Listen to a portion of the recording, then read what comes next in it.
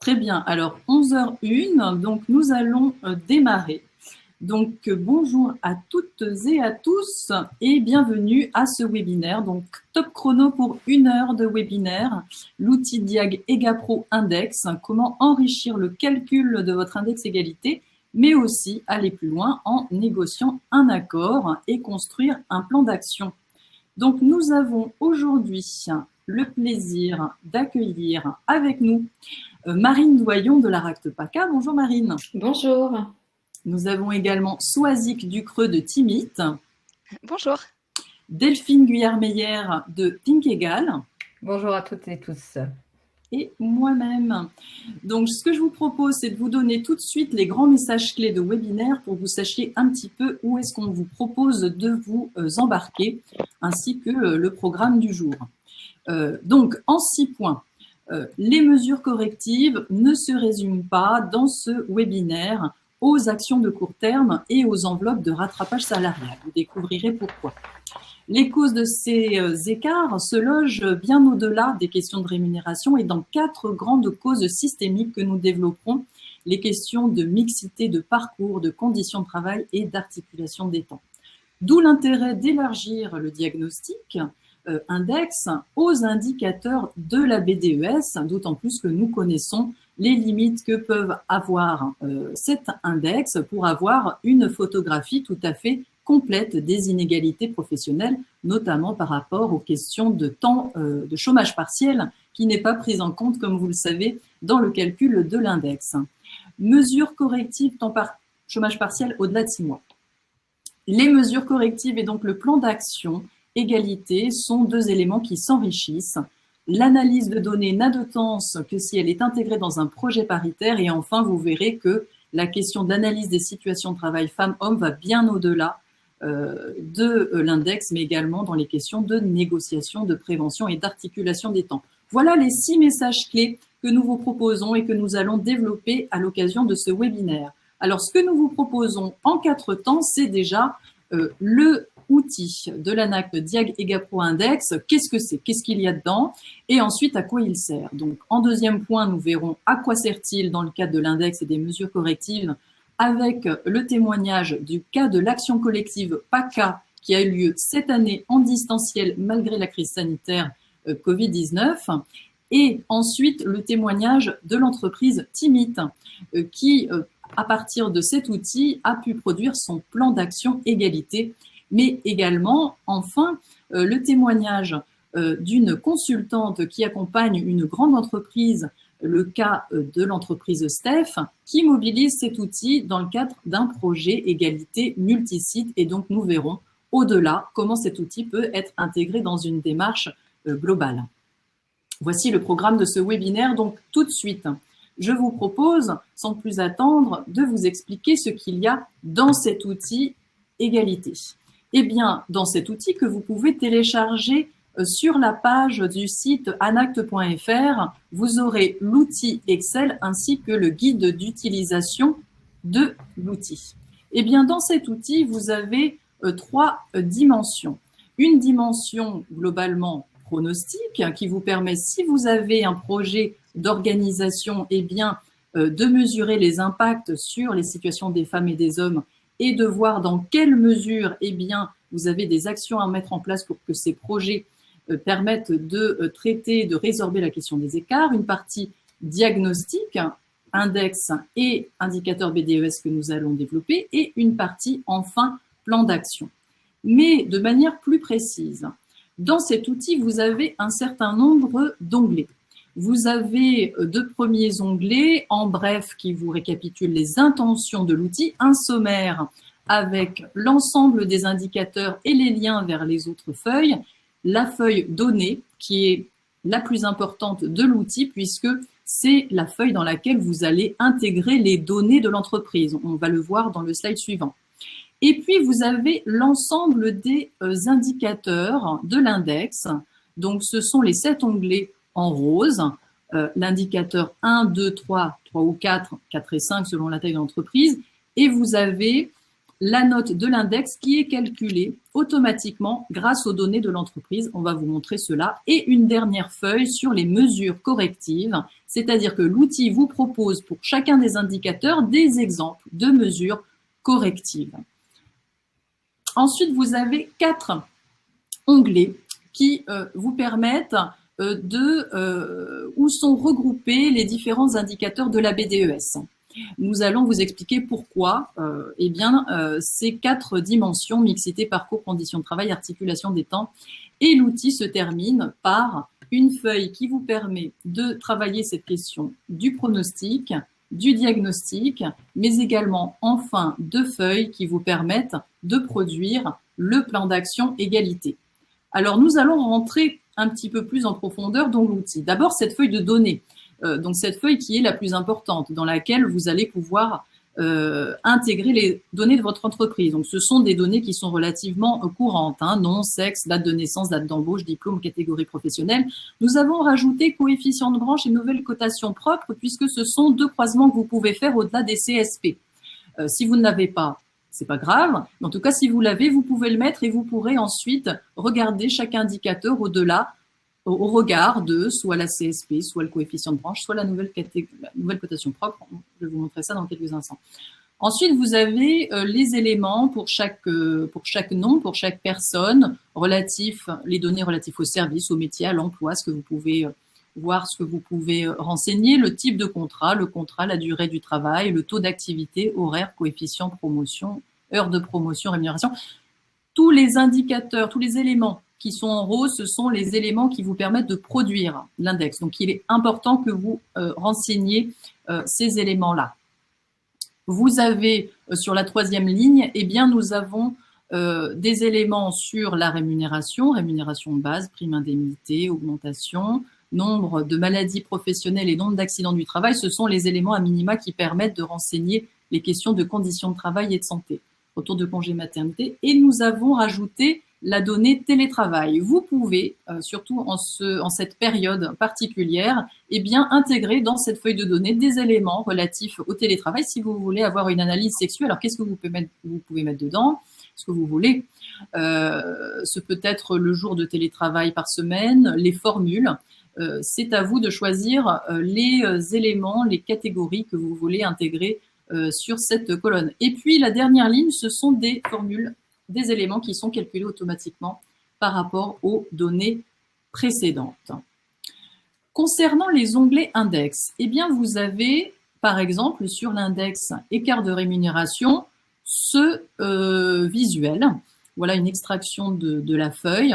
Donc, vous pouvez voir que la note est calculée automatiquement et générée automatiquement à partir de la feuille de données. Vous n'avez pas à rentrer les résultats, mais à partir de la feuille de données, l'indicateur est calculé automatiquement et vous pouvez, par rapport à la 2e flèche sur la droite, celle du dessous, voir que vous pouvez choisir soit la CSP, soit la cotation propre, soit le coefficient de branche et regarder ce qui vous convient le mieux comme croisement. Pour chaque indicateur, ce que l'on vous encourage, ce que l'on vous invite à faire, c'est d'avoir une réflexion sur cet indicateur, quelles sont les causes de ces écarts en termes de mixité, de parcours, de conditions de travail et d'articulation des temps.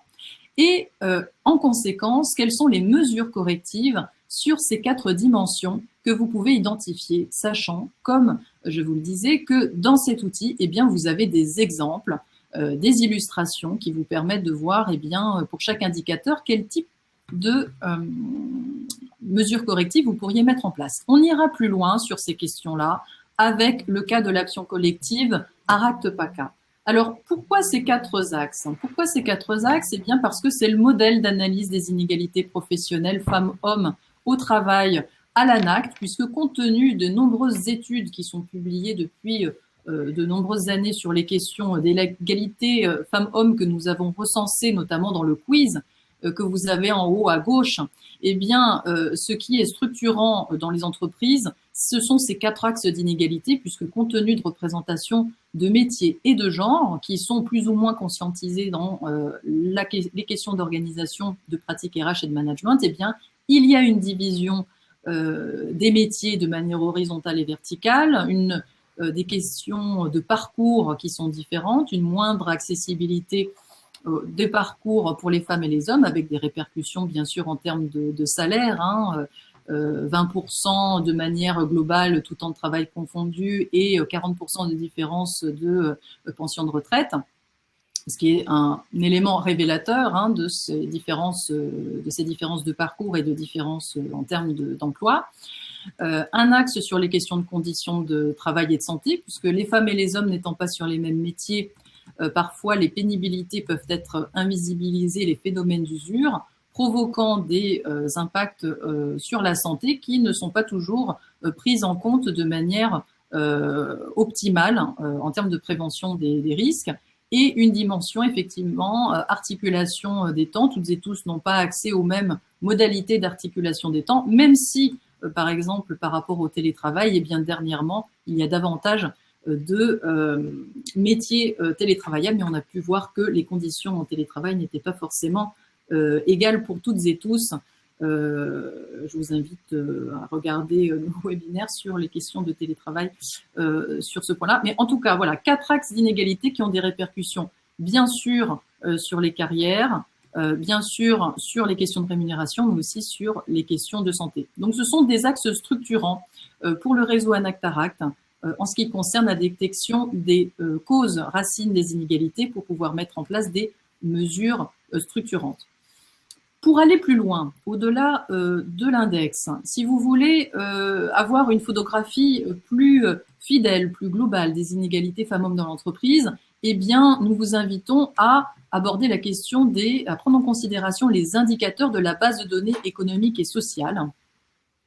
Non pas forcément de considérer l'ensemble des indicateurs, mais peut-être 2 ou 3 indicateurs par axe d'inégalité, mixité, parcours, conditions de travail ou articulation des temps. Par exemple, ici, vous avez une extraction d'un des indicateurs qui se trouve dans l'onglet mixité. Et donc, vous pouvez voir que pour chaque indicateur, vous avez un tableau en chiffres et 2 tableaux en pourcentage, ce qui vous permet d'avoir un visuel dans la catégorie, répartition des femmes et des hommes dans la catégorie, et répartition par série, c'est-à-dire les femmes, comment elles sont, et les hommes, comment sont-ils répartis dans les différentes catégories de l'indicateur. Et surtout, en bas, vous avez la possibilité, pour chaque indicateur, de constater la situation et de formuler des hypothèses de cause. Et ce que vous allez rentrer ici, ou que vous allez rentrer, bien sûr, dans le cadre potentiellement d'un groupe paritaire de réflexion, eh bien, ces éléments-là seront portés dans une fiche de synthèse.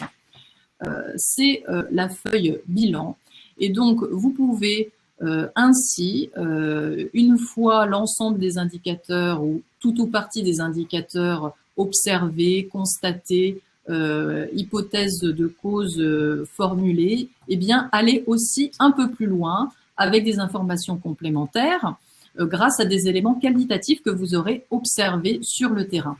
Et vous pouvez également ajouter des éléments relatifs au pronostic, c'est-à-dire que si vous avez, par exemple, un projet de transformation organisationnelle relatif au numérique ou au télétravail, par exemple, eh bien, vous pouvez tout à fait avoir une réflexion complémentaire en vous posant la question sur les 4 axes. Eh bien, j'essaye de passer la slide suivante. Voilà. Sur les 4 axes, eh bien, dans quelle mesure, sur le domaine de la mixité, par exemple, dans quelle mesure ce projet de transformation lié au numérique est une opportunité pour la réduction des inégalités femmes-hommes, par exemple, du fait de la création de nouveaux métiers, de développement de nouvelles compétences. Donc, par exemple, là, on pourrait avoir une opportunité de développement de compétences pour les femmes et les hommes pour évoluer vers ces métiers-là. Encore faut-il que cette mesure soit identifiée et permette et vienne enrichir le plan d'action. Donc voilà, pour vous montrer que diagnostic de la situation et pronostic d'impact sont pertinents à articuler de manière à identifier des actions pertinentes pour résorber les inégalités, voire ne pas en créer de nouvelles, puisque les projets de transformation peuvent créer tout à fait de nouvelles inégalités ou renforcer des inégalités existantes. Par exemple, si les femmes, du fait de ces nouveaux métiers, eh bien, ne se verraient pas voir l'accès à ces postes-là parce que les mesures de formation n'auraient pas été mises en place. Ensuite, vous pouvez tout à fait aboutir vers un plan d'action égalité, et c'est le cas pour aller plus loin que nous allons creuser avec l'entreprise Timit qui a utilisé l'outil dans ce sens. Exactement. Et voilà, nous aurons l'occasion de creuser.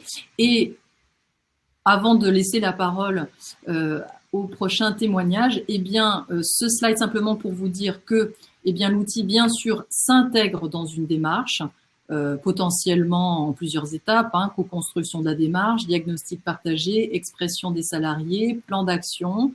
L'idée, effectivement, est que ce soit un projet qui soit de préférence paritaire, et nous aurons l'occasion de creuser cette question-là avec le cas Steph et le cabinet Finkegal. Ces éléments d'analyse de données sont bien sûr mobilisables à la fois dans les questions de négociation collective, mais également de prévention des risques et les projets de transformation organisationnelle. Marine, doyen de la RACT PACA, je te passe la parole pour cette action collective en présentiel. Merci beaucoup, Karine. Alors, peut-être juste avant la transition, j'en profite parce qu'il y a eu quelques questions, on peut répondre très rapidement. Sur le cadre légal notamment, peut-être pour faire un petit point d'éclaircissement entre l'index, le plan d'action et la négociation sur l'égalité professionnelle. Donc, Karine, on nous demande en fait jusqu'à quand on peut établir notre plan d'action et s'il y a une obligation de l'envoyer à l'inspection du travail. Donc, peut-être qu'on peut déjà préciser que, d'une part, nous avons l'index, donc l'outil Diag Index EGAPRO qu'on vous présente aujourd'hui sert à la publication de votre index qui est annuel, donc qui était une obligation de publication pour le 1er mars, donc de chaque année. Donc là, voilà, ça a été justement les objectifs de ce début d'année, d'où l'action collective en PACA. Et puis ensuite, vous avez vos obligations de négociation. Donc, un plan d'action à défaut d'une négociation et un plan d'action est aussi annuel. Je ne vais pas m'étaler sur le cadre légal, je vais plutôt vous renvoyer vers les ressources existantes puisqu'on a déjà fait plusieurs webinaires sur ce sujet-là. Donc, je vous propose de consulter la page Webikio de l'ANACT et de la RACT PACA et de revenir vers nous si vous avez d'autres questions à ce sujet. Peut-être juste rajouter que effectivement, compte tenu de la temporalité qui est semblable, annuelle, eh bien, les mesures correctives de l'index viennent complètement enrichir potentiellement le plan d'action égalité, peuvent être versés dans le plan d'action égalité. Exactement, et en fait, c'est ce qu'on va pouvoir démontrer avec le témoignage de Team IT, puisque c'est ce qui s'est passé. Alors, avant cela, je vais vous présenter donc la démarche qu'il y a eu en PACA. Donc, en région PACA, on a proposé aux entreprises de moins de 250 salariés de les accompagner sur la mise en place de mesures correctives, puisqu'on avait un certain nombre d'entreprises qui n'ont pas obtenu la note des 75 points qui est demandée au moment de leur publication de leur index. Et donc, vous avez en fait 3 ans pour mettre en place des mesures correctives suite à cet index-là. Donc, on a proposé à ces entreprises de moins de 250 salariés, d'une part des temps collectifs, donc avec 2 workshops qui étaient basés sur différents indicateurs de l'index. Et puis, on a approfondi ces workshops avec des appuis individuels. Donc, au total, on a eu 12 entreprises accompagnées sur du collectif et 7 entreprises sur des appuis individuels. On a eu des secteurs d'activité très très variés, à savoir dans la fabrication de biscuits, dans l'automobile, l'hôtellerie, la sécurité privée, l'habillement, l'immobilier, système informatique, comme on le verra avec Team IT.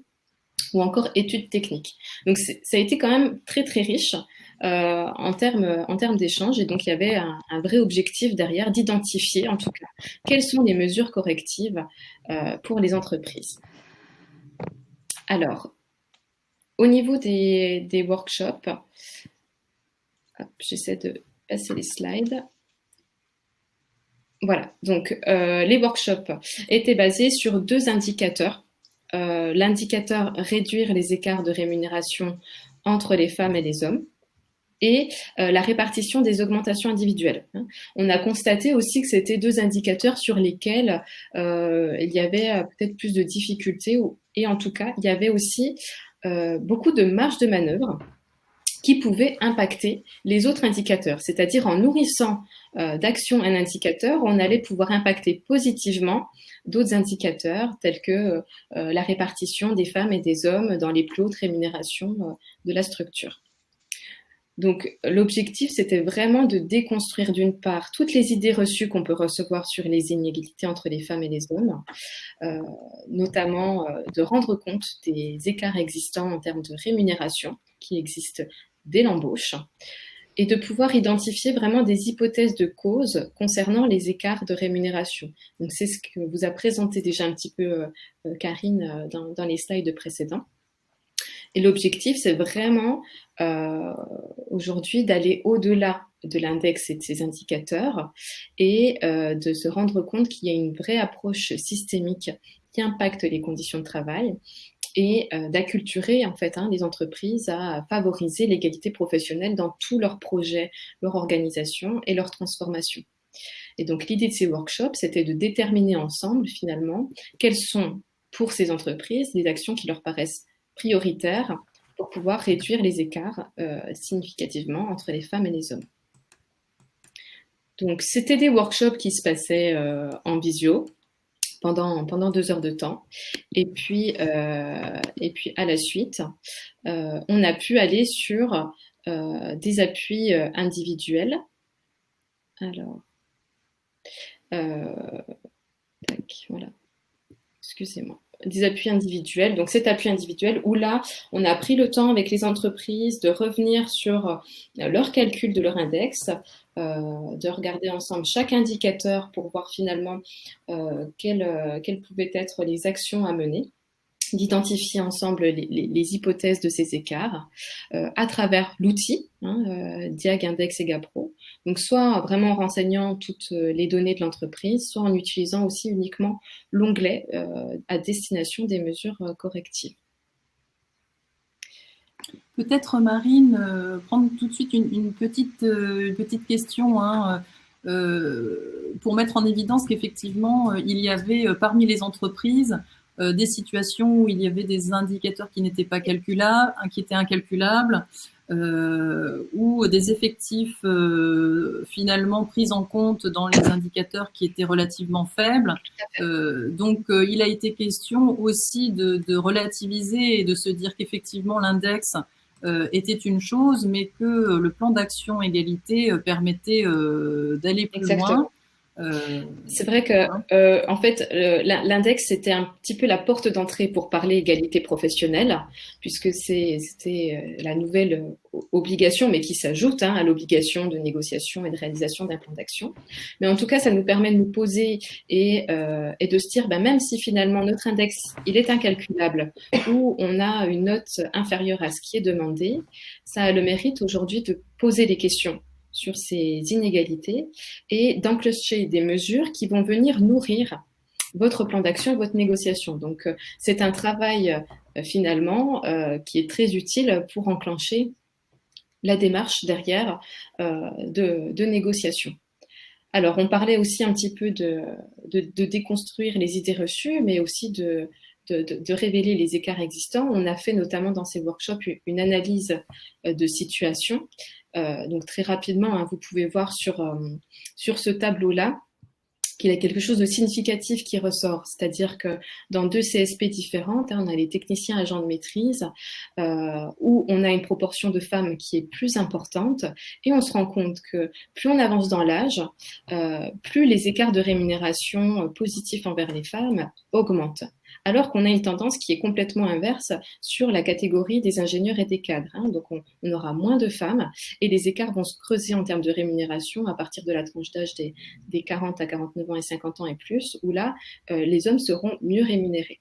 Donc on a essayé de travailler un petit peu au-delà des chiffres, de se dire finalement quels sont les impacts qui peuvent justifier aussi de ces écarts de rémunération. Alors c'est un peu le phénomène qu'on appelle le plancher collant. Vous connaissez le plafond de verre sûrement, où effectivement on a un certain nombre de métiers qui deviennent inaccessibles plus ou moins en fonction des responsabilités qui augmentent. Et bien là, le plancher collant, c'est-à-dire qu'on voit que finalement, sur les femmes qui sont dans la catégorie technicien de maîtrise, on a tendance à stagner, à ne pas avoir d'évolution, de promotion professionnelle. Et donc, on augmente forcément en termes d'expérience, et ce qui fait qu'aujourd'hui, des hommes qui arriveraient dans cette catégorie sont moins bien rémunérés du fait que les femmes, elles, ont une forte expérience derrière dans ces métiers-là. Et puis, la tendance, elle est inverse complètement du côté des ingénieurs et des cadres. C'est-à-dire qu'au niveau des hommes, il y a une tendance à une plus forte proportion de promotion qui se fait beaucoup plus rapidement et facilement dans cette catégorie-là. Et donc, quand des femmes ingénieurs et cadres réussissent à gravir un peu ces échelons, l'écart se creuse automatiquement. Donc, au-delà de ces chiffres, et comme le disait très pertinemment Karine tout à l'heure, l'idée, ce n'est pas simplement de prévoir une enveloppe de rattrapage des salaires pour dire, bon, d'accord, on fait ce constat-là et on va réduire les écarts grâce à une enveloppe, c'est plutôt de réfléchir à toutes les questions que l'on doit se poser en termes d'organisation, de conditions de travail, de mixité, d'accès à la formation et d'articulation des temps de vie. Donc, c'est ce qu'on va pouvoir voir ensemble juste là.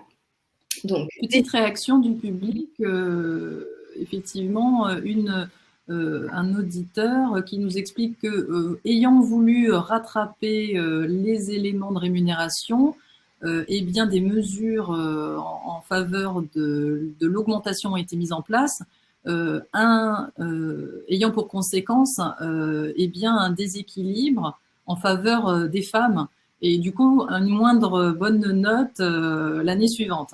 Alors effectivement, voilà, on a une moins bonne note peut-être, mais les questions d'égalité ont progressé, d'où l'importance de ne pas, voilà, de relativiser ces éléments de chiffres, puisque l'idée effectivement, c'est que tout cela s'intègre dans une politique égalité plus globale. Tout à fait. Et donc, on parlait tout à l'heure d'hypothèses de causes. Et donc, quelles sont les hypothèses qui peuvent expliquer un petit peu les écarts de rémunération entre les femmes et les hommes? Ce sont des exemples, il peut évidemment y en avoir d'autres, mais en termes de mixité, on se rend compte que déjà, dès l'embauche, dès le moment du recrutement, il peut y avoir des biais. Donc, si on a un processus de recrutement qui, entre guillemets, favorise les stéréotypes de genre, d'ores et déjà, dès l'embauche, on va pouvoir créer des différences d'accessibilité de postes entre les femmes et les hommes. De même que la classification des emplois qui repose sur des représentations qui peuvent être stéréotypées en termes de compétences et d'accessibilité. Concernant les parcours et la rémunération, on peut faire l'hypothèse qu'il n'y a pas un accès égal à la formation professionnelle. Est-ce qu'on ouvre les mêmes droits aux femmes et aux hommes à tous les métiers existants et à toutes les formations pour monter en compétences? Donc on peut se dire que les femmes ne bénéficient pas des mêmes chances de progression que les hommes en termes de prise de responsabilité et de passerelles intermétiers.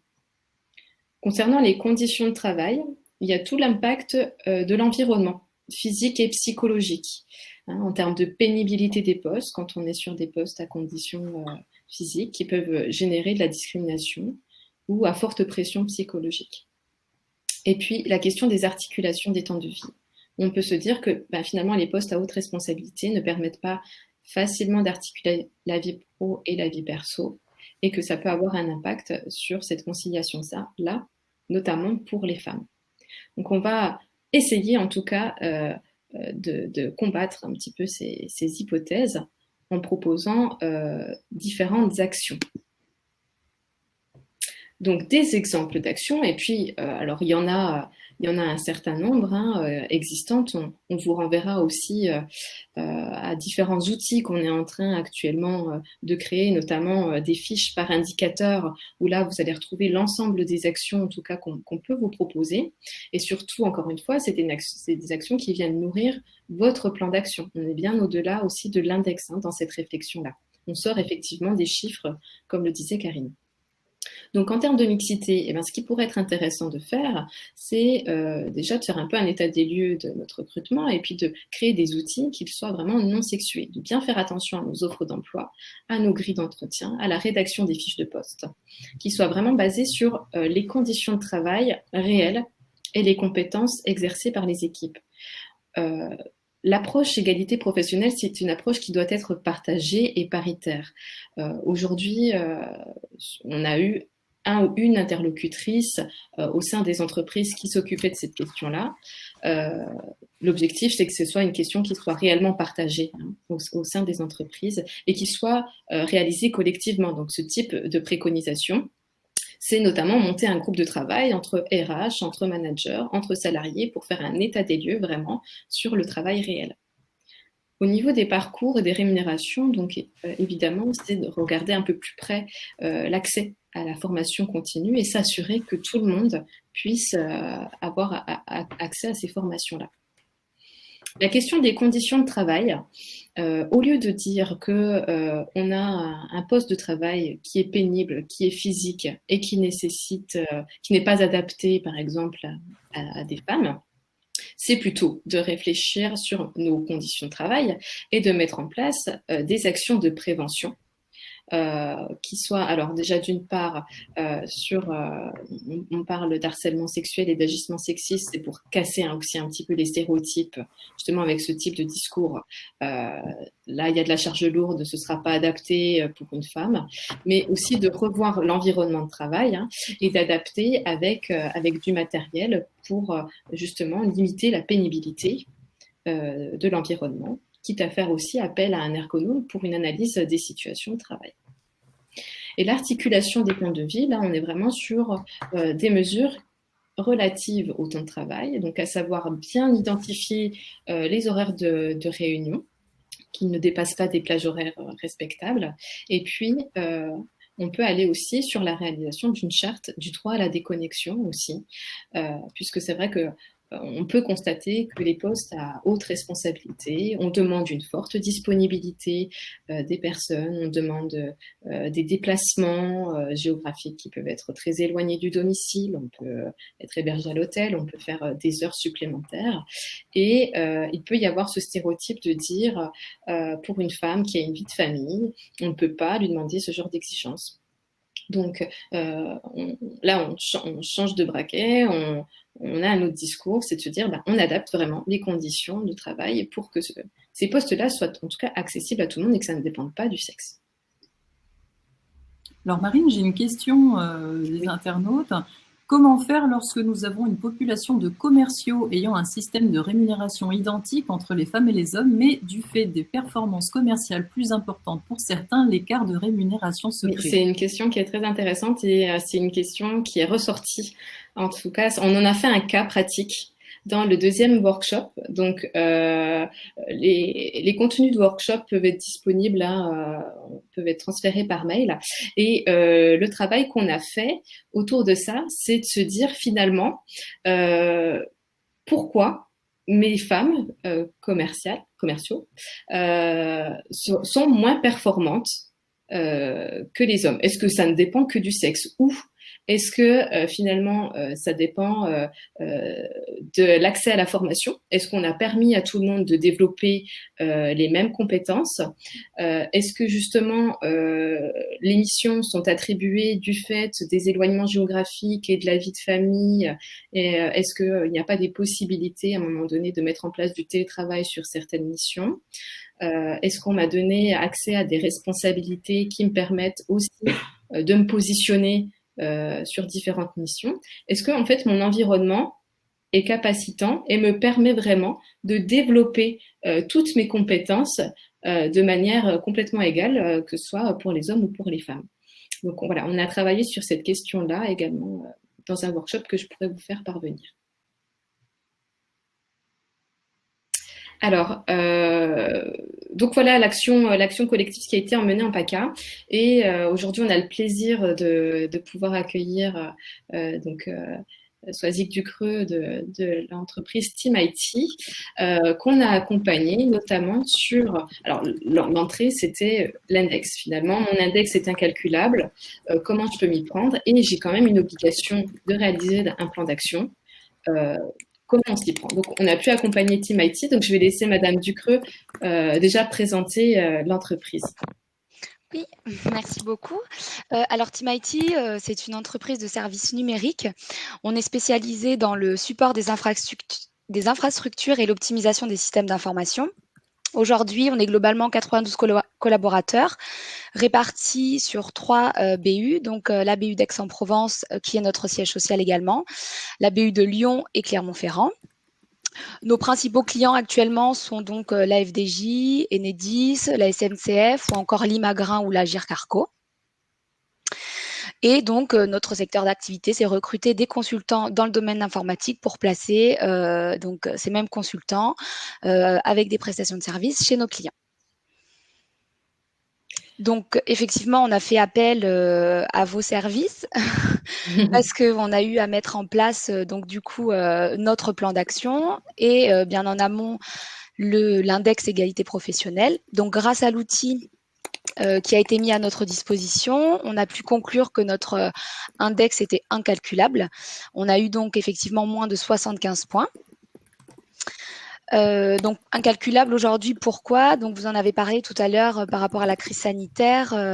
On a eu quelques consultants et consultantes placés en chômage partiel, donc plus de 6 mois, qui n'ont pas pu donc on n'a pas pu les intégrer dans notre calcul des effectifs pour l'année 2020, ce qui a creusé les écarts et aujourd'hui, le domaine de l'IT, en plus de la crise sanitaire, est un domaine où les femmes sont malheureusement sous-représentées.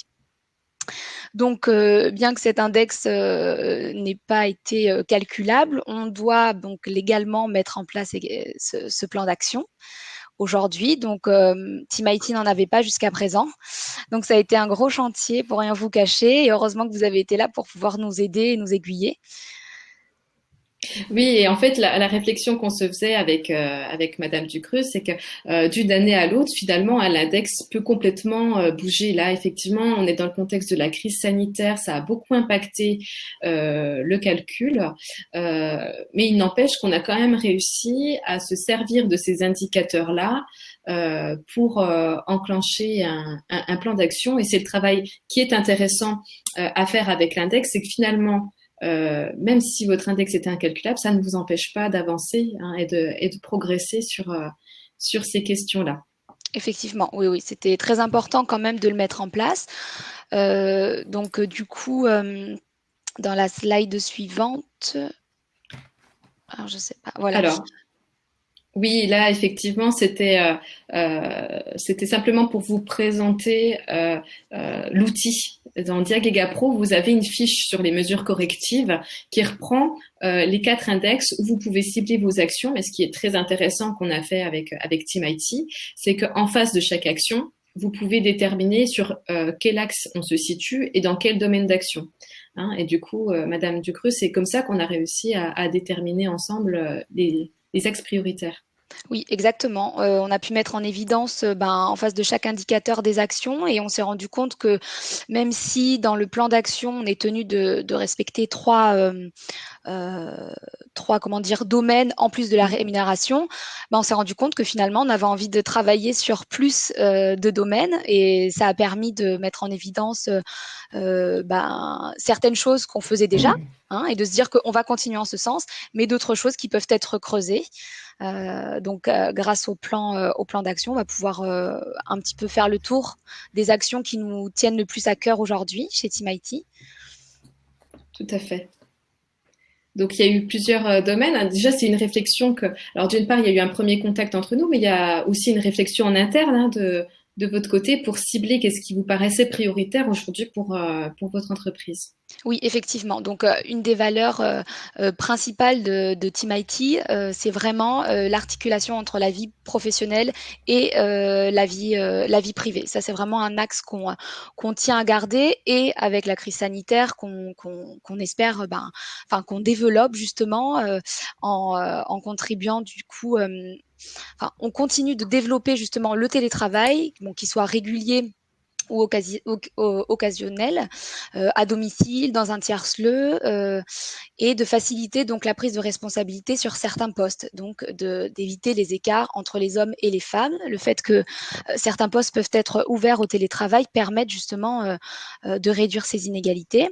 On trouve essentiel également de travailler sur la mise en place d'une charte sur le télétravail et également une charte soit sur une charte des temps ou du droit à la déconnexion. Ça, c'est vraiment une action prioritaire qui va être mise en place en 2021 chez Team IT. Ensuite, le prochain slide. Alors, c'est juste un petit peu long. Oui. Donc, par rapport aux conditions de travail, effectivement, donc l'axe prioritaire pour nous aujourd'hui, c'est de mettre à jour nos documents légaux. Donc ça, on a pu mettre en évidence cet objectif-là. Et l'intervention, votre intervention nous a permis de travailler, va nous permettre de travailler sur les enjeux du sexisme et de la non-discrimination au sein de Team IT pour être plus en conformité et surtout pour mettre en évidence ces points dans notre règlement intérieur. Donc, vous avez justement un dispositif qui va nous permettre de travailler sur cette mise à jour de notre règlement intérieur. Tout à fait. Tout à fait. C'est vrai qu'avec Team IT, on pousse aussi l'accompagnement, donc notamment sur le sexisme. Vous retrouverez sur le site de l'ANACT le jeu pédagogique Sexisme sans façon, qui va être une vraie sensibilisation des managers, des consultants, des équipes au sein de Team IT. Et on va progresser ensemble avec le dispositif qui s'appelle Objectif Reprise, qui est existant, qui est gratuit, à disposition de toute entreprise de moins de 250 salariés pour vous accompagner dans cette période de crise sanitaire. Et un des axes de travail qui va être abordé, c'est notamment effectivement toute la mise en conformité sur la réglementation intérieure de Team IT.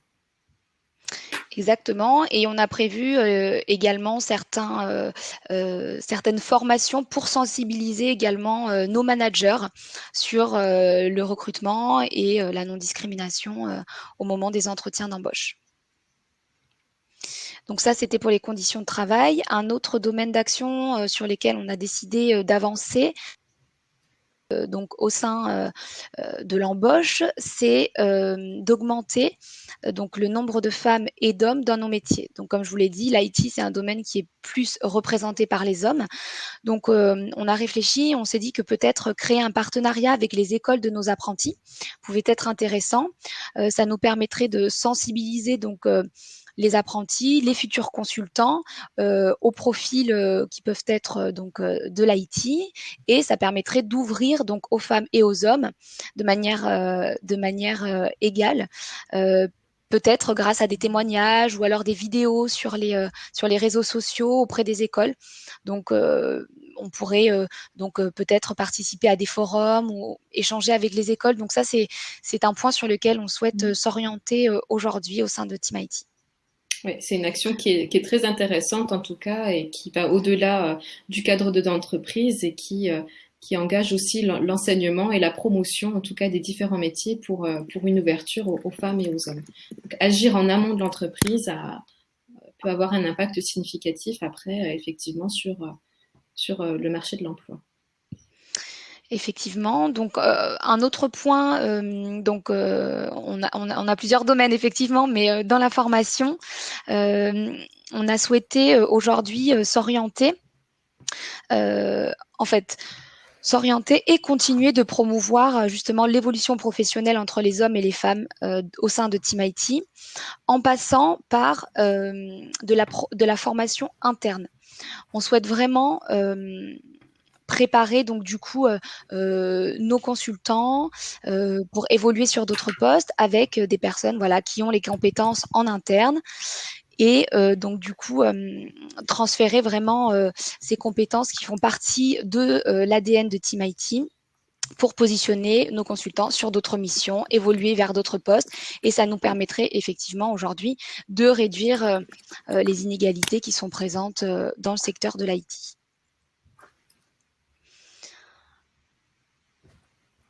Pour la promotion professionnelle, donc aujourd'hui Team IT, c'est quelque chose que nous faisons au quotidien, au moment des embauches. Nous parlons de notre dispositif donc Action Logement. C'est quelque chose sur lequel on souhaite s'orienter aujourd'hui pour promouvoir la mobilité professionnelle et donc accompagner les femmes, les hommes, au moment de l'embauche pour que ce soit plus facile pour eux. Et donc le partenariat avec Axe Logement a beaucoup de succès aujourd'hui chez nous et c'est très important de pouvoir le mettre en avant lors de nos entretiens. Et pour terminer sur le dernier domaine d'action qu'on souhaite mettre en évidence. Donc, c'est la rémunération effective. Bien sûr, c'est le domaine d'action qui est obligatoire. Donc, Team IT au quotidien, lors de ces entretiens de recrutement, s'appuie sur les grilles de la Syntec. Donc, c'est quelque chose qu'on fait quotidiennement au moment des embauches. Mais voilà, c'est important de souligner que on souhaite suivre ces grilles de salaire pour qu'il n'y ait pas d'inégalité entre les hommes et les femmes et c'est perdurer vers ces analyses peut-être annuelles pour rééquilibrer tout ça si jamais on constate des écarts. Oui, et c'est vrai qu'on avait la réflexion de se dire que c'est une vraie démarche d'amélioration continue. C'est un sujet qui est abordé régulièrement et là, l'intérêt, c'est de se dire vraiment, on va au-delà d'une enveloppe de rattrapage des salaires et on y fait attention. En tout cas, c'est une préoccupation qui est rentrée finalement dans la culture de l'entreprise. Exactement. Voilà, donc un très beau plan d'action égalité professionnelle qui a été nourri en tout cas à partir de l'index. Donc, merci beaucoup Madame Ducreux. Merci à vous pour votre présentation. Karine, est-ce qu'on a des questions peut-être avant? Alors, on a des questions effectivement. On a des questions notamment sur la motivation qui a conduit Team IT à s'engager globalement dans cette démarche égalité. Est-ce qu'il y a quelque chose qui a été un petit peu particulièrement déclencheur? Alors, tout d'abord, c'était une obligation légale, donc on se devait de le mettre en place parce qu'aujourd'hui, chez Team IT, nous n'avons pas de CSE. Donc, on a eu les élections professionnelles et on a eu un PV de carence. Donc, n'ayant pas d'accord d'entreprise sur l'égalité professionnelle entre les hommes et les femmes, le plan d'action était de rigueur. Donc, effectivement, la première motivation, c'était de coller à la réglementation, mais en creusant avec Marine, on s'est rendu compte qu'il y avait vraiment des actions qui étaient intéressantes et qui nous motivaient pour les mettre en place au sein de la société. Et on s'est rendu compte qu'effectivement, il y avait des choses à mettre en place, mais qu'on avait déjà pas mal d'actions qui finalement, sans le savoir, prônaient cette égalité entre les hommes et les femmes. D'accord. Donc, chemin faisant, grâce à l'accompagnement, vous avez pu creuser, approfondir et élargir le champ des pour rebondir sur ce que dit Madame Ducreux, effectivement, il y a un gros travail d'état des lieux. C'est-à-dire que ce temps qui est pris là autour des différents indicateurs, ça permet aussi de se rendre compte que finalement, avec une approche systémique, les entreprises font déjà énormément de choses sur le sujet de l'égalité professionnelle. C'est un manque des fois de connexion entre les actions, d'harmonisation et de vraiment en faire une démarche d'amélioration continue. Donc déjà, ça permet de se rassurer, de se dire finalement, on fait quand même certaines choses. Après, le tout, c'est aussi de les faire vivre, de les réactiver et de les compléter avec de nouvelles actions.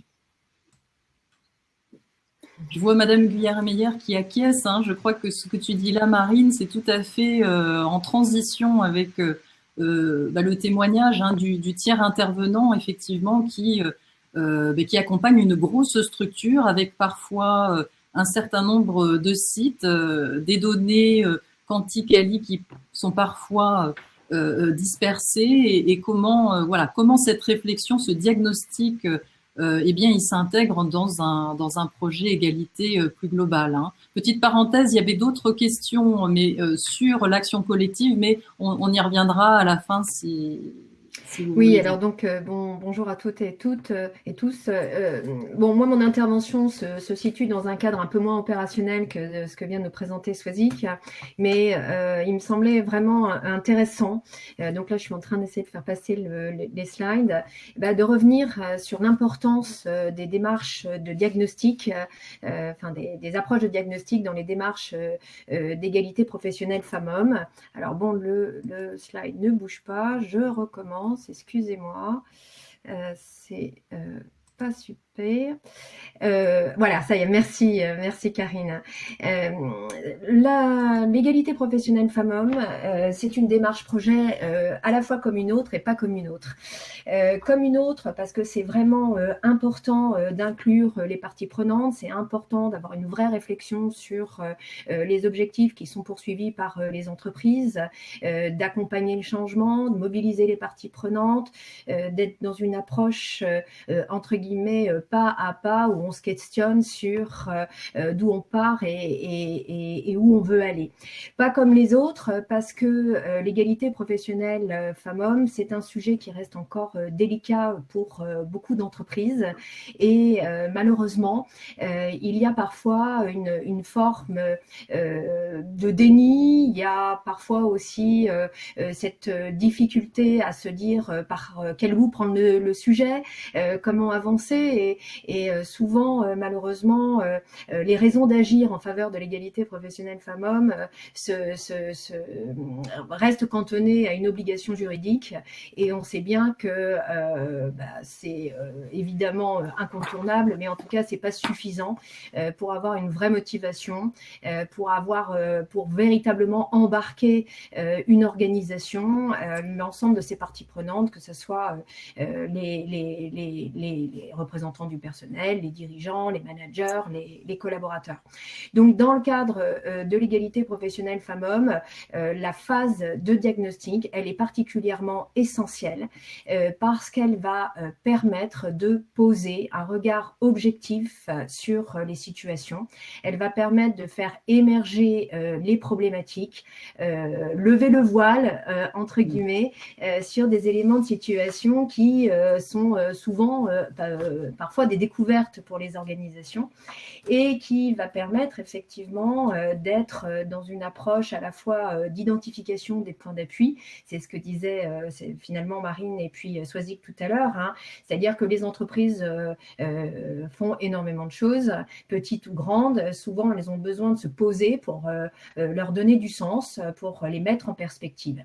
Et donc, en tout cas, la phase de diagnostic, elle permet évidemment, à partir d'une situation objectivée, de légitimer des plans d'action, parce que justement, on sait d'où on part, on sait de quoi on parle, parce qu'elle permet aussi de fixer un poteau de départ qui va permettre de bien prioriser les choses et de bien identifier effectivement ce qu'on a envie de travailler, parce qu'elle va permettre, comme le montrait très bien Swazik Ducreux tout à l'heure, quelles sont les actions prioritaires à mettre en place, et ces actions prioritaires, elles prennent leur source dans des éléments de situation du coup qui deviennent totalement incontestables, incontournables, et donc ça vient vraiment légitimer les priorités de l'entreprise, ça leur donne du sens, et évidemment l'intérêt pour toutes les entreprises, c'est de les relier à des projets plus globaux. L'égalité professionnelle femmes-hommes et la mixité, c'est pas un projet pour un projet, c'est un projet qui vient s'inscrire dans une démarche d'entreprise, dans une amélioration des politiques et des pratiques RH management. Ça vient nourrir la marque employeur, ça vient nourrir des politiques globales de QVT, de conditions de travail. Donc tout ça est vraiment très important et évidemment le DIAC permet la mesure des avancées. Si tu peux m'avancer le slide, voilà. Et donc pourquoi parler du DIAG EGAPRO de l'ANACT? Donc c'est un calculateur en fait que je connais depuis de nombreuses années, que j'utilise, que je propose à mes clients. petite ou très grosse organisation, parce que finalement, cet outil, il est un guide pour l'action, il est super bien fait. Et la version 2, maintenant, vous l'avez vu, intègre toute la partie index égalité. Mais finalement, il faut avoir en tête que pour beaucoup d'entreprises, Excel demeure le meilleur outil RH, et que de pouvoir bénéficier d'un outil qui, à partir finalement d'une feuille de données, va explorer 9 domaines d'action, eh bien c'est extrêmement facilitant. L'outil est relativement facilement adaptable pour y mettre toutes les données qu'on souhaite. Le fait de disposer de graphes, ça en fait un outil extrêmement intéressant. Alors bien sûr, vous pouvez le faire tout seul, c'est pas très très compliqué, mais le fait que l'ANACT ait depuis ces années présenté un outil structuré qui accompagne dans une démarche qui plante des graines pour l'avenir, c'est-à-dire que même si on sait que dans les obligations légales, les entreprises peuvent nourrir négociations ou plans d'action avec 3 ou 4 domaines, en tout cas les 9 domaines, ils sont là. Et les 9 domaines, on va pouvoir les regarder, et moi je connais aucun client, en tout cas que j'ai accompagné pour l'instant, qui finalement se limite à 3 ou 4 domaines. Finalement, il y a une vision plus large, plus globale, qui est très intéressante. Ce qui est très intéressant aussi, c'est que tout ça permet évidemment d'alimenter une vision plus globale des effectifs et des principaux indicateurs RH d'une organisation. Et donc, il fait énormément sens, notamment pour alimenter les démarches de gestion prévisionnelle des parcours professionnels et de la mixité. Donc c'est un outil qui apporte beaucoup de valeur ajoutée, qui rend les entreprises autonomes et qui leur permet de monter en compétences, non seulement sur l'égalité professionnelle et la mixité, mais également finalement sur tout un ensemble de sujets RH, ce qui est toujours véritablement intéressant. Et puis, dernier élément peut-être, et je vois que le temps tourne, sur cet outil, eh bien, le fait, et je l'ai vu auprès de plusieurs clients, là encore, petites ou grandes entreprises, c'est qu'il permet de tirer des fils. Et il permet également de tirer des fils de diagnostic. Quand on a démarré par un diagnostic quanti, comme celui que permet de faire le calculateur, donc ce fameux diagnostic de situation comparée, eh bien, évidemment, on a envie d'aller plus loin. Et du coup, d'aller regarder, par exemple, les process RH, comme l'évoquait tout à l'heure Swazik, dans un contexte d'ESN où on a souvent des problématiques de recrutement. Donc, faire le diagnostic des process RH, évidemment, est très complémentaire. Et puis ensuite, parce que, évidemment, tous ces diagnostics permettent de rencontrer des collaborateurs RH, managers ou autres, et bien souvent, ça permet de tirer le dernier fil vers les diagnostics plus qualitatifs, où on va faire des interviews, des focus group, où on va essayer d'aller creuser ce qui nous est dit, entre guillemets, dans les chiffres. Donc pour aller vite, peut-être parler de l'expérience, de la démarche que nous menons avec le groupe STEF sur le slide suivant. Donc effectivement, peut-être le slide d'avant, mais oui, bon, ce slide-là est très bien. Donc le STEF, vous connaissez, c'est un grand groupe français de dimension européenne aujourd'hui, 18 000 collaborateurs en Europe, 14 000 en France, une vingtaine de pourcents d'effectifs féminins dans tous les métiers du transport de logistique ou du transport de marchandises, et 150 filiales environ en France. Donc, quand nous avons été sollicités, donc le réseau de compétences Thinkegal, par ce groupe, l'idée, c'était d'avoir une démarche globale pour l'ensemble du groupe et des pays, avec l'idée de construire des outils simples, agiles, qui pourraient être vraiment appropriés par toutes les parties prenantes, au-delà des enjeux légaux des différents pays, qui soient extrêmement pragmatiques et qui puissent tenir compte effectivement de niveaux de maturité RH très différents au sein des différents métiers, log et transport, ou au sein des différents pays. Et évidemment, l'objectif de tout ça, c'était de nourrir évidemment des plans d'action étayés qui permettraient d'avancer pas à pas, d'impliquer l'ensemble des parties prenantes, et donc de faire évoluer les mentalités et les pratiques en douceur dans un secteur professionnel qui est encore extrêmement masculin. Donc, merci Karine. En 2020, nous avons décidé avec le groupe Steph, qui, comme pour beaucoup d'entre vous, malgré sa grande taille, avait très envie d'entamer cette démarche en égalité professionnelle et de nourrir un premier plan d'action. Dans une période Covid qui nécessitait quand même de remplir les frigos des Français, Steph, c'est la première entreprise qui remplit les frigos de l'ensemble des personnes vivant en France. Donc, les RH n'avaient pas forcément énormément de temps. Donc, le calculateur ANACT que nous avons proposé et adapté pour Steph, en fait, est un outil dont l'objectif était de pouvoir être pris en main assez rapidement par les équipes, ne pas trop leur prendre de temps. Et l'objectif a été rapidement de le tester, entre guillemets, sur un panel de pilotes en 2020 pour pouvoir l'étendre à un panel plus important donc en 2021. Donc, c'est sur cette étape-là que nous sommes en train de travailler avec les équipes avant une généralisation à partir de 2022.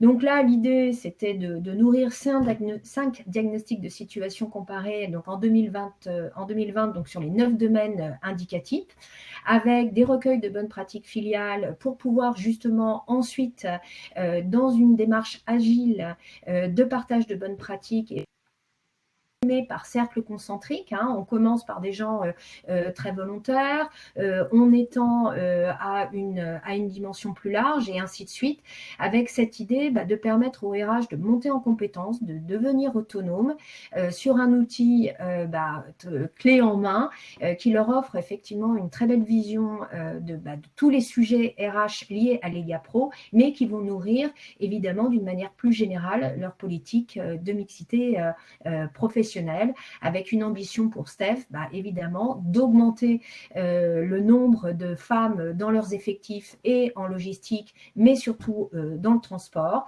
pour permettre de donner corps à leur projet de croissance en France et en Europe, pour faire évoluer évidemment l'image des métiers du transport. Donc là, tous les plans d'action que nous avons commencé à travailler pour ces filiales en 2020 ont permis de nourrir des plans d'action systémiques, comme le montrait Marine tout à l'heure, où on voit là encore qu'on part de problématiques de recrutement et finalement on parle beaucoup de conditions de travail, et l'index qui est obligatoire finalement chez eux n'est pas vraiment une problématique, même s'il permet comment dirais-je, d'aller creuser ces questions de rémunération. Et dans le transport comme dans d'autres secteurs, finalement les vrais sujets, c'est des sujets de rémunération terrain, c'est des sujets de primes de conditions de travail, et donc quels sont les métiers qui permettent d'avoir des primes ou qui permettent de ne pas en avoir. Donc ça permet aussi de mettre à jour justement l'affectation différenciée sur les métiers. Donc voilà. Des ressources vraiment très intéressantes qui, même dans des grandes entreprises, permettent aux gens de monter en compétences et de devenir autonomes. Voilà. Merci beaucoup Delphine. Alors, il y a une question à laquelle peut-être Delphine Soisic, vous pourrez répondre de concert, au-delà de la méthode, de l'outil, des acteurs à mobiliser. C'est la question du budget alloué au plan d'action. Alors, par rapport à votre expérience, est-ce que les budgets alloués sont suffisants par rapport à l'ambition des actions? C'est une question un petit peu délicate. Oui, alors moi je peux simplement dire que comme dans tout projet, il va y avoir beaucoup de choses qui émergent et ensuite il y a une priorisation qui est effectuée par les équipes RH, par les managers, tout cela dans le cadre évidemment d'une présentation de ces plans d'action à l'ensemble des parties prenantes, des CODIR en passant par représentants du personnel, managers et collaborateurs. Et l'idée c'est de se centrer sur ce qui fait le plus sens pour les organisations. Donc évidemment on ne peut pas tout faire du jour au lendemain. Et donc, voilà, cette priorisation, elle est essentielle. Et puis ensuite, nous, on accompagne nos clients aussi sur la mobilisation d'un certain nombre de cofinancements qui existent aujourd'hui, que ce soit les fonds pour l'amélioration des conditions de travail qui sont notamment mobilisés par l'ANACT. Il y a eu des choses très intéressantes qui ont été faites en 2018 justement pour financer des actions conditions de travail. Il y a évidemment le contrat mixité qui est à la disposition des organisations et qui est très très peu connu et qui permet de financer des actions en faveur de la mixité professionnelle. Il y a évidemment les aides qui existent en matière de GPEC. Là encore, il faut avoir une vision systémique où à la fois l'entreprise doit se poser la question de ses priorités, mais où elle doit aussi, et c'est important je pense pour les RH aujourd'hui, élaborer élaborer une ingénierie en fait, maîtriser une ingénierie des financements qui vont l'aider à avancer sur ces projets. Alors, si je peux rajouter effectivement quelque chose par rapport à Team IT, donc on est une entreprise d'une centaine de collaborateurs et c'est vrai que la plupart de nos actions vont passer par l'investissement du service RH sur la mise en place et de la réflexion, par exemple sur le télétravail, voilà, sur les axes d'amélioration d'un point de vue formation. Donc, ça va être beaucoup d'investissement en termes de temps. Après, en termes de budget, effectivement, comme l'a évoqué Delphine, on mettra en avant les actions prioritaires. Mais dans un premier temps, ce sera beaucoup du temps, de la réflexion, des groupes de travail avec les managers pour faire évoluer nos pratiques. D'accord. Merci beaucoup. Peut-être une question aussi par rapport à la question du paritarisme dans vos démarches. Comment est-ce que vous avez pu embarquer l'ensemble des parties prenantes et en amont des projets? Est-ce que c'est quelque chose qui a pu se faire dès le début? Est-ce que c'est quelque chose qui a pu se faire dans un deuxième temps? Qu'est-ce que vous pouvez nous dire par rapport à ça? Peut-être laisser Swazik répondre. Je suis désolée, ça a coupé. J'ai pas bien entendu la question. Oui, je vous posais la question de l'embarquement des différentes parties prenantes dans votre projet, la dimension paritaire de votre démarche. Est-ce que c'est quelque chose qui a pu être installé dès le départ ou qui a pu se faire dans un deuxième temps? Comment est-ce que vous avez pu… En fait, les groupes effectivement de travail se font avec la direction et avec les managers. Donc, c'est vrai qu'on essaye d'intégrer tout le monde et au fur et à mesure des actions, comme je vous l'ai dit, prioritaires. Mais sinon, c'est un plan d'action qui a été très bien perçu par l'ensemble des parties prenantes et au contraire, voilà, vraiment bien, comme on l'a bien détaillé grâce à notre travail en équipe avec Marine, c'est très complet et ça leur permet de voir et d'envisager l'année 2021 et les années futures plus globalement. Côté Steph, en tout cas pour ce client, donc les diagnostics de situation comparée 2020 ont été menés sur le dernier trimestre, donc comment dirais-je, les déploiements et les partages sont encore en cours. Ce que je peux vous dire en tout cas, c'est que la volonté du groupe est effectivement d'intégrer les partenaires à ces sujets-là. On réfléchit d'ailleurs à monter une formation mixte, comment dirais-je, avec des managers, des représentants du personnel et ou que des représentants du personnel. Maintenant, on déplore dans cette organisation un intérêt parfois assez limité des représentants du personnel. Et donc, il y a un vrai sujet, un vrai enjeu à embarquer les représentants du personnel dans un sujet dont ils ne voient pas toujours, eux non plus, quels sont tout à fait les enjeux, qu'est-ce qu'ils peuvent y apporter, et eux aussi sont parfois en difficulté. Donc, il y a besoin de leur apporter de l'aide, et la question de la sensibilisation des partenaires sociaux à qu'est-ce qu'est l'égalité professionnelle femmes-hommes, c'est quoi les enjeux de la mixité, ça me paraît vraiment essentiel. Et même si les centrales ont fait beaucoup de travail en produisant comment dirais-je, des guides depuis des années, moi, ma connaissance terrain, c'est que la réalité, pour l'instant, c'est que la réalité est inversement proportionnelle à l'intérêt et que donc il y a encore beaucoup de choses à faire pour bouger les gens sur le terrain, représentants du personnel et autres. Merci beaucoup. Avant de remercier toutes et tous pour ce webinaire et de vous rappeler l'ensemble des ressources qui sont à disposition justement pour sensibiliser l'ensemble des parties prenantes et aussi les partenaires sociaux sur ces questions-là. Une ou deux dernières questions Notamment, Marine, il y avait une question sur l'articulation entre l'action collective et les actions de la directe Oui.